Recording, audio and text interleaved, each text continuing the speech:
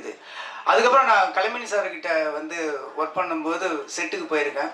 கருப்பு நிலா செட்டு தான். அப்போ அவர் டைலாக் வந்து கலைமணி சார், நான் அசிஸ்டண்டாக இருக்கும்போது செட்டில் போவேன்.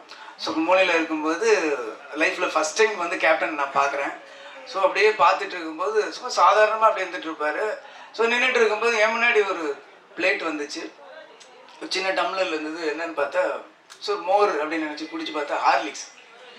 என்னோட அது நம்ம ஒரு அசிஸ்டண்ட்டுக்கு ஹார்லிக்ஸ் நம்ம கொடுப்பாங்க ஒரு கம்பெனிலன்னு அப்படியே குடிச்சிட்டு, ஒருவேளை வேற யாருக்கும் வாங்கினது மிச்சமா, சரி ஓகேன்ட்டு இப்படி போய் தனியாக குடிச்சு அந்த பக்கம் பார்க்குறேன். ஒரு பெரிய ஸ்டவ்வில் ஒரு பெரிய ஒரு பெரிய பேரலில் வந்து ஹார்லிக்ஸை உடச்சி உள்ள கொட்டிட்டு இருக்காங்க.